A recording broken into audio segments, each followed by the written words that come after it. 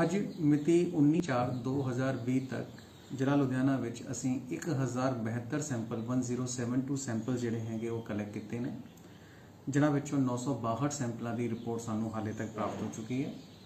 110 ਸੈਂਪਲਾਂ ਦੀ report ਆਉਣ ਵਾਲੀ ਹਾਲੇ ਬਾਕੀ ਹੈ।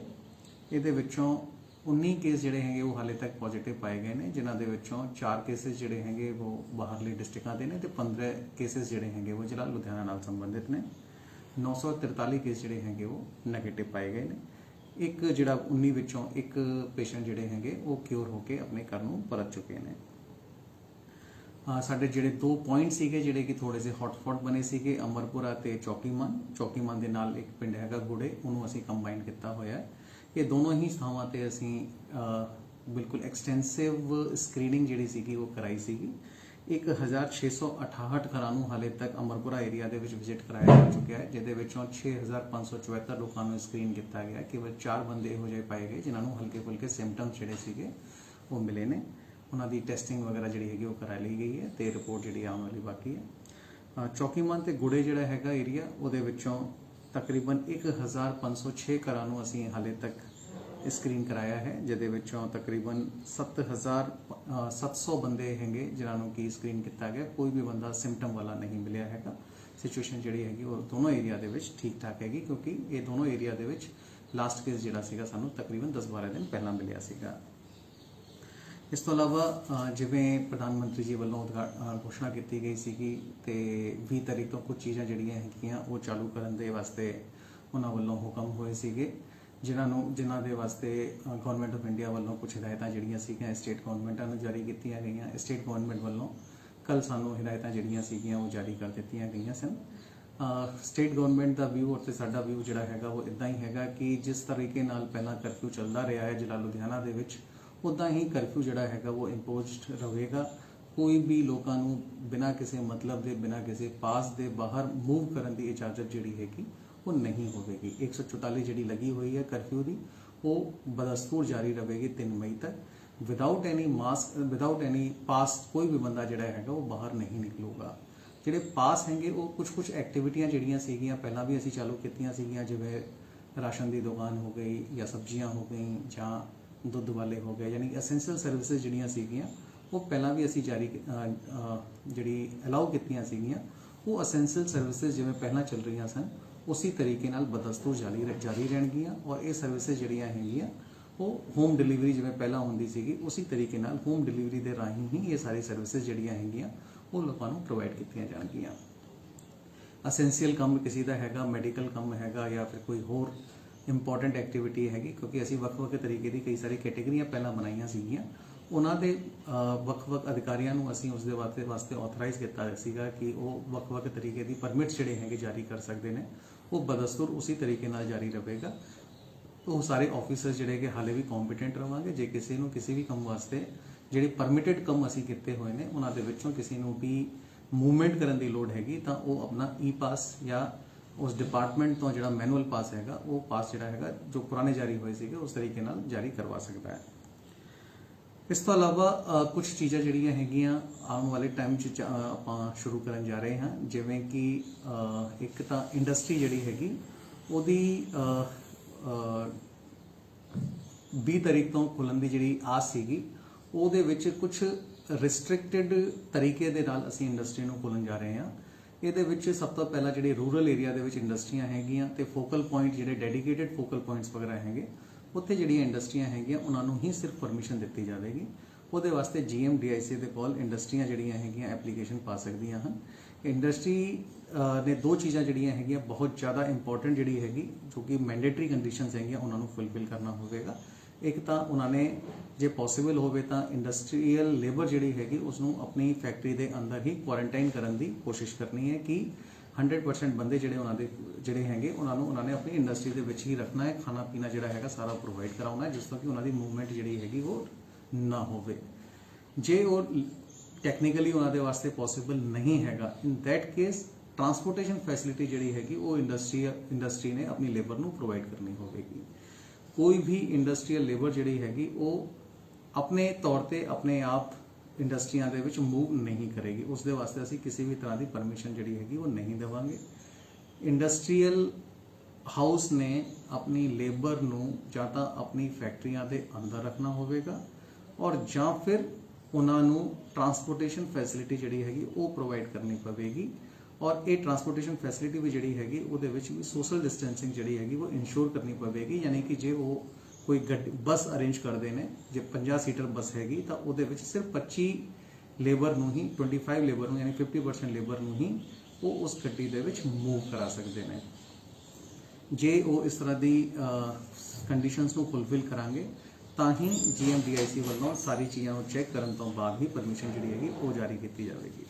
ਇਹ ਪਰਮਿਸ਼ਨ ਵੀ ਜਿਹੜੀ ਜਾਰੀ ਹੋਵੇਗੀ ਉਹਦੇ ਵਿੱਚ ਵੀ ਉਹਨਾਂ ਨੇ ਬਹੁਤ ਸਾਰੇ SOPs ਜਿਹੜੇ ਹੈਗੇ ਉਹਨਾਂ ਨੂੰ ਫੁਲਫਿਲ ਕਰਨਾ ਹੋਵੇਗਾ। ਜਿਵੇਂ ਕਿ ਸਾਰੇ ਕੇ ਸਾਰੇ ਜਿੰਨੇ ਵੀ ਉਹਨਾਂ ਦੀ ਲੇਬਰ ਹੈਗੀ ਉਹਨਾਂ ਨੂੰ ਬਾਕਾਇਦਾ ਡੇਲੀ ਬੇਸਿਸ ਤੇ ਹੈਲਥ ਚੈੱਕਅਪ ਕਰਨਾ, ਉਹਨਾਂ ਦਾ ਹੈਲਥ ਰਿਕਾਰਡ ਜਿਹੜਾ ਹੈਗਾ ਉਹ ਵੀ ਰੱਖਣਾ ਹੋਵੇਗਾ।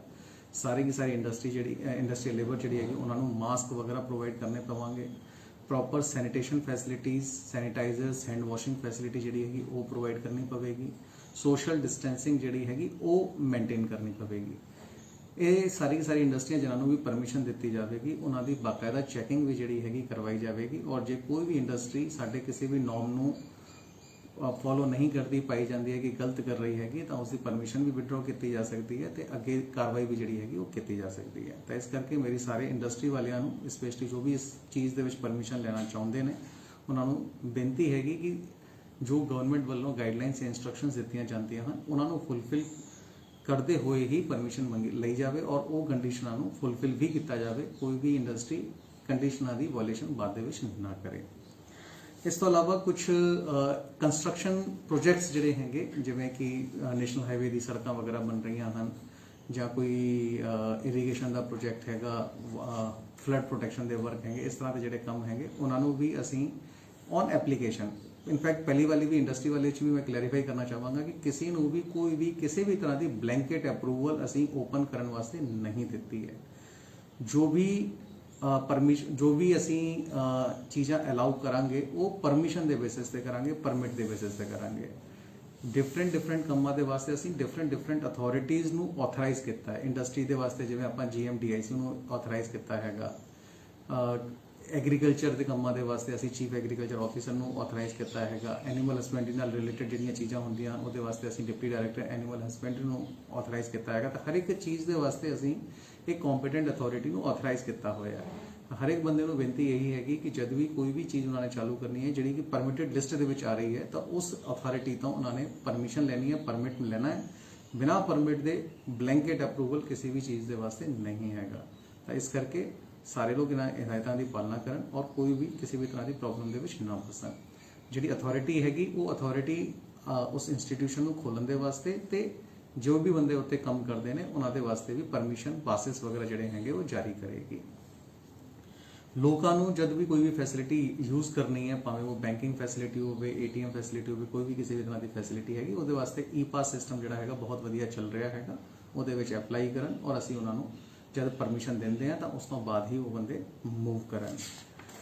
ਕੰਸਟਰਕਸ਼ਨ ਦਾ ਜਿਹੜਾ ਮੈਂ ਦੱਸ ਰਿਹਾ ਸੀਗਾ ਕਿ ਕੰਸਟਰਕਸ਼ਨ ਨੈਸ਼ਨਲ ਹਾਈਵੇ, ਸੜਕਾਂ ਜਾਂ ਇਹੋ ਜਿਹੇ ਪ੍ਰੋਜੈਕਟਾਂ ਦੀ ਹੀ ਅਸੀਂ ਪਰਮਿਸ਼ਨ ਜਿਹੜੀ ਹੈਗੀ ਉਹ ਜਾਰੀ ਕਰਾਂਗੇ ਜਿਹੜੀ ਕਿ ਇਨ ਸੀਟੂ ਲੇਬਰ ਦੀ ਅਰੇਂਜਮੈਂਟ ਕਰਨ, ਲੇਬਰ ਮੈਨੇਜਮੈਂਟ ਜਿਹੜੀ ਹੈਗੀ ਉਹ ਕਰਨ ਦੇ ਵਿੱਚ ਸક્ષਮ ਹੋਣਗੇ। ਕਹਿਣ ਦਾ ਭਾਵ ਹੋਇਆ ਕਿ ਜੇ ਉਹ ਕੰਸਟਰਕਸ਼ਨ ਸਾਈਟ ਦੇ ਉੱਤੇ ਹੀ ਆਪਣੀ ਜਿਹੜੀ ਲੇਬਰ ਕੰਮ ਕਰ ਰਹੀ ਹੈ ਉਹਨਾਂ ਨੂੰ ਪ੍ਰੋਪਰ ਕੁਆਰੰਟਾਈਨ ਕਰਕੇ ਰੱਖਾਂਗੇ, ਸੋਸ਼ਲ ਡਿਸਟੈਂਸਿੰਗ ਮੇਨਟੇਨ ਕਰਾਂਗੇ ਤਾਂ ਹੀ ਅਸੀਂ ਇਸ ਤਰ੍ਹਾਂ ਦੇ ਪ੍ਰੋਜੈਕਟਾਂ ਨੂੰ ਅਪਰੂਵਲ ਦੇਵਾਂਗੇ। ਉਹਦੇ ਵਾਸਤੇ ਵੀ ਅਸੀਂ ਜੋ ਵੀ ਐਪਲੀਕੇਸ਼ਨਸ ਆ ਰਹੀਆਂ ਨੇ ਉਹਨਾਂ ਨੂੰ ਬਾਕਾਇਦਾ ਇੱਕ ਕਮੇਟੀ ਕਨਸਟੀਟਿਊਟ ਕਰ ਰਹੇ ਹਾਂ ਜਿਹੜੀ ਕਿ ਉਸ ਸਾਈਟ ਨੂੰ ਵਿਜ਼ਿਟ ਕਰੂਗੀ, ਚੈੱਕ ਕਰੂਗੀ ਕਿ ਪ੍ਰੋਪਰ ਉਹਨਾਂ ਵੱਲੋਂ ਡਾਇਰੈਕਸ਼ਨਸ ਜਿਹੜੀਆਂ ਹੈਗੀਆਂ ਉਹਨਾਂ ਨੂੰ ਫੋਲੋ ਕੀਤਾ ਜਾ ਰਿਹਾ ਹੈ, ਕਰ ਸਕਦੇ ਹੈ ਜਾਂ ਨਹੀਂ ਕਰ ਸਕਦੇ। ਜੇ ਉਹ ਨਹੀਂ ਕਰ ਪਾਵਾਂਗੇ ਤਾਂ ਅਸੀਂ ਉਹਨਾਂ ਦੀ ਪਰਮਿਸ਼ਨ ਜਿਹੜੀ ਹੈਗੀ ਉਹ ਨਹੀਂ ਦੇਵਾਂਗੇ। ਸਿਮਿਲਰਲੀ ਕੁਝ ਹੋਰ ਚੀਜ਼ਾਂ ਹੈਗੀਆਂ ਜਿਨ੍ਹਾਂ ਨੂੰ ਅਸੀਂ ਸਲੋਲੀ ਅਲਾਉ ਕਰਾਂਗੇ। ਪ੍ਰੋਸੀਜਰਸ, ਗਾਈਡਲਾਈਨਸ ਜਿਹੜੀਆਂ ਹੈਗੀਆਂ ਅਸੀਂ ਬਣਾ ਰਹੇ ਹਾਂ ਔਰ ਜਿਵੇਂ ਉਹਨਾਂ ਦੀ ਗਾਈਡਲਾਈਨਸ ਬਣਦੀਆਂ ਜਾਵਾਂਗੀ ਅਸੀਂ ਉਸ ਮੁਤਾਬਿਕ ਉਹਨਾਂ ਦੀ ਐਪਲੀਕੇਸ਼ਨਾਂ ਨੂੰ ਪ੍ਰੋਸੈਸ ਕਰਾਂਗੇ। ਬਟ ਮੇਰੀ ਸਾਰੇ ਕੇ ਸਾਰੇ ਲੁਧਿਆਣਵੀਆਂ ਨੂੰ ਬੇਨਤੀ ਹੈਗੀ ਕਿ ਕਾਈਂਡਲੀ ਇਹ ਗਾਈਡਲਾਈਨਸ ਜਿਹੜੀਆਂ ਹੈਗੀਆਂ ਇਹਨਾਂ ਦੀ ਇਨਵਿਨ ਪਾਲਣਾ ਕਰਨ। ਕੋਈ ਵੀ ਬੰਦਾ ਬਿਨਾਂ ਕਿਸੇ ਪਰਮਿਟ ਦੇ, ਬਿਨਾਂ ਕਿਸੇ ਅਪਰੂਵਲ ਦੇ ਬਾਹਰ ਨਾ ਨਿਕਲੇ, ਨਾ ਕੋਈ ਆਪਣੀ ਦੁਕਾਨ ਖੋਲੇ, ਨਾ ਕੋਈ ਆਪਣਾ ਇੰਸਟੀਟਿਊਸ਼ਨ ਨੂੰ ਕਿਸੇ ਨੂੰ ਖੋਲੇ। ਕਿਸੇ ਨੂੰ ਵੀ ਅਸੀਂ ਕੋਈ ਵੀ ਬਲੈਂਕੇਟ ਅਪਰੂਵਲ ਜਿਹੜੀ ਹੈਗੀ ਉਹ ਨਹੀਂ ਦੇ ਰਹੇ। ਹਰ ਇੱਕ ਬੰਦੇ ਨੂੰ ਆਪਣੀ ਚੀਜ਼ਾਂ ਦੇ ਵਾਸਤੇ ਐਪਲੀਕੇਸ਼ਨ ਪਾ ਕੇ ਪਰਮਿਟ ਜਿਹੜਾ ਹੈਗਾ ਉਹ ਲੈਣਾ ਪਵੇਗਾ। ਈਵਨ ਗਵਰਨਮੈਂਟ ਆਫਿਸਿਸ ਵਗੈਰਾ ਵੀ ਜਿਹੜੇ ਹੈਗੇ, ਫੋਰ ਐਗਜ਼ਾਮਪਲ ਸੈਂਟਰਲ ਗਵਰਨਮੈਂਟ ਦੇ ਵੀ ਜਿਹੜੇ ਆਫਿਸਿਸ ਹੈਗੇ ਉਹ ਸਾਨੂੰ ਐਪਲੀਕੇਸ਼ਨਸ ਭੇਜ ਰਹੇ ਨੇ ਜਿਨ੍ਹਾਂ ਨੂੰ ਅਸੀਂ ਅਲਾਉ ਕਰ ਰਹੇ ਹਾਂ ਡਿਪੈਂਡਿੰਗ ਅਪਨ ਕਿ ਉਹ ਕਿੰਨੀ ਇੰਪੋਰਟੈਂਟ ਸਰਵਿਸ ਹੈਗੀ, ਕਿੰਨਾ ਇੰਪੋਰਟੈਂਟ ਆਫਿਸ ਹੈਗਾ, ਕਿੰਨੀ ਇੱਕ ਉੱਥੇ ਪਬਲਿਕ ਡੀਲਿੰਗ ਹੁੰਦੀ ਹੈ, ਕਿੰਨਾ ਇੱਕ ਸਟਾਫ ਉੱਤੇ ਲੋੜੀਂਦਾ ਹੈਗਾ। ਉਹ ਸਾਰੀ ਚੀਜ਼ਾਂ ਦੇਖਣ ਤੋਂ ਬਾਅਦ ਹੀ ਅਸੀਂ ਉਹਨਾਂ ਆਫਿਸਾਂ ਨੂੰ ਅਲਾਉ ਕਰ ਰਹੇ ਹਾਂ ਕਿ ਉਹ ਆਫਿਸਿਸ ਜਿਹੜੇ ਹੈਗੇ ਆਪਣੇ ਖੋਲ ਸਕਦੇ ਨੇ। ਤਾਂ ਇਸ ਕਰਕੇ ਹਰ ਇੱਕ ਇੰਸਟੀਟਿਊਸ਼ਨ ਨੂੰ ਜਾਂ ਜੋ ਵੀ ਆਰਡਰ ਪੜ੍ਹ ਰਹੇ ਨੇ ਉਹਨਾਂ ਨੂੰ ਚੰਗੀ ਤਰ੍ਹਾਂ ਪੜ੍ਹ ਲੈਣ। ਅਸੀਂ ਬਿਲਕੁਲ ਬਾਕਾਇਦਾ ਮੈਂਸ਼ਨ ਕੀਤਾ ਹੋਇਆ ਹੈ ਕਿ ਇਹਨਾਂ ਚੀਜ਼ਾਂ ਦੇ ਵਾਸਤੇ ਤੁਹਾਨੂੰ ਪਰਮਿਸ਼ਨ ਦੀ ਲੋੜ ਹੈਗੀ। ਵਿਦ ਪਰਮਿਸ਼ਨ ਅਸੀਂ ਕਈ ਥਾਵਾਂ ਤੇ ਬਿਲਕੁਲ ਬਾਕਾਇਦਾ ਲਿਖਿਆ ਹੋਇਆ ਹੈ। ਵਿਦਆਊਟ ਪਰਮਿਸ਼ਨ ਉਹ ਚੀਜ਼ਾਂ ਜਿਹੜੀਆਂ ਹੈਗੀਆਂ ਅਲਾਉਡ ਨਹੀਂ ਹੋਣਗੀਆਂ। ਤਾਂ ਇਸ ਤੋਂ ਇਲਾਵਾ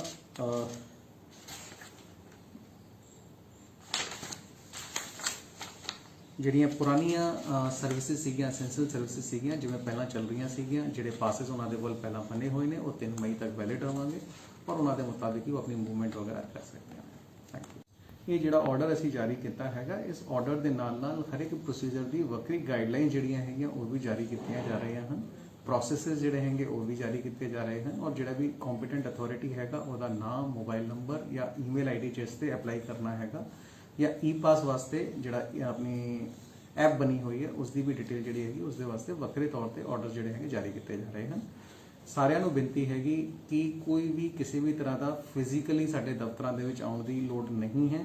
ਅਸੀਂ ਸਾਰਿਆਂ ਨੂੰ ਆਨਲਾਈਨ ਹੀ ਡੀਲ ਕਰਾਂਗੇ ਕਿਉਂਕਿ ਜਿਵੇਂ ਇਸ ਮੇਨ ਕਰਫਿਊ ਦਾ ਜਾਂ ਸਾਰੀ ਦੀ ਸਾਰੀ ਐਕਸਰਸਾਈਜ਼ ਜਿਹੜੀ ਕੀਤੀ ਜਾ ਰਹੀ ਹੈ ਉਹਦਾ ਮੇਨ ਪਰਪਸ ਹੀ ਇਹੀ ਹੈਗਾ ਕਿ ਅਸੀਂ ਹਿਊਮਨ ਕੰਟੈਕਟ ਜਿਹੜਾ ਹੈਗਾ ਉਹਨੂੰ ਘੱਟ ਤੋਂ ਘੱਟ ਕਰੀਏ, ਹਿਊਮਨ ਮੂਵਮੈਂਟ ਨੂੰ ਜਿਹੜਾ ਹੈਗਾ ਉਹ ਘੱਟ ਤੋਂ ਘੱਟ ਕਰੀਏ। ਤਾਂ ਇਸ ਕਰਕੇ ਸਾਰੀ ਚੀਜ਼ਾਂ ਜਿਹੜੀਆਂ ਹੈਗੀਆਂ ਉਹ ਆਨਲਾਈਨ ਹੀ ਡੀਲ ਕੀਤੀਆਂ ਜਾਣਗੀਆਂ। ਤੇ ਸਾਰੇ ਬੰਦਿਆਂ ਨੂੰ ਬੇਨਤੀ ਹੈ ਕਿ ਆਪਣੀ ਐਪਲੀਕੇਸ਼ਨ ਜਿਹੜੀਆਂ ਹੈਗੀਆਂ ਕੰਪੀਟੈਂਟ ਆਫਿਸਰਾਂ ਦੇ ਕੋਲ ਆਨਲਾਈਨ ਤਰੀਕੇ ਨਾਲ ਹੀ ਭੇਜੀਆਂ ਜਾਣ ਕਿਉਂਕਿ ਅਸੀਂ ਸਾਰਿਆਂ ਦੇ ਵਾਸਤੇ ਬਾਕਾਇਦਾ ਈਮੇਲ ਆਈਡੀ ਜਿਹੜੇ ਹੈਗੇ ਉਹ ਪਹਿਲਾਂ ਵੀ ਸਰਕੂਲੇਟ ਕੀਤੇ ਸੀਗੇ ਤੇ ਅੱਗੇ ਜਿਹੜੀ ਗਾਈਡਲਾਈਨਸ ਅੱਜ ਜਾਰੀ ਕੀਤੀਆਂ ਹਨ ਉਸ ਦੇ ਬਾਬਤ ਵੀ ਪ੍ਰੋਪਰ ਈਮੇਲ ਆਈਡੀਜ਼ ਤੇ ਕੰਪੀਟੈਂਟ ਅਥਾਰਟੀਜ਼ ਦੀ ਲਿਸਟ ਵੀ ਜਿਹੜੀ ਹੈਗੀ ਅਸੀਂ ਵੱਖਰੇ ਤੌਰ ਤੇ ਜਾਰੀ ਕਰਨ ਲੱਗੇ ਹਾਂ। ਇਸ ਤੋਂ ਇਲਾਵਾ ਮੈਂ ਸਾਰੇ ਕੇ ਸਾਰੇ ਲੁਧਿਆਣਵੀਆਂ ਨੂੰ ਇਹ ਵੀ ਬੇਨਤੀ ਕਰਨਾ ਚਾਹਾਂਗਾ ਕਿ ਘੱਟ ਤੋਂ ਘੱਟ ਆਪਾਂ ਬਾਹਰ ਨਿਕਲੀਏ।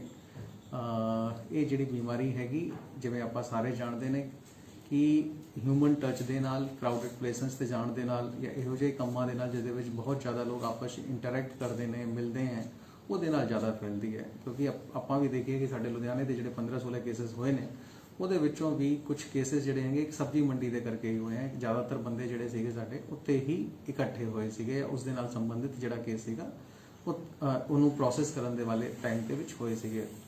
ਤਾਂ ਆਪਾਂ ਕੋਸ਼ਿਸ਼ ਕਰਨੀ ਹੈ ਕਿ ਕਿਤੇ ਵੀ ਬਾਹਰ ਨਹੀਂ ਨਿਕਲਣਾ, ਆਪਣੇ ਘਰਾਂ ਦੇ ਅੰਦਰ ਰਹਿਣਾ, ਪਰਿਵਾਰ ਦੇ ਨਾਲ ਰਹਿਣਾ ਹੈ, ਆਪਣੇ ਆਪ ਨੂੰ ਸੁਰੱਖਿਅਤ ਰੱਖਣਾ ਹੈਗਾ।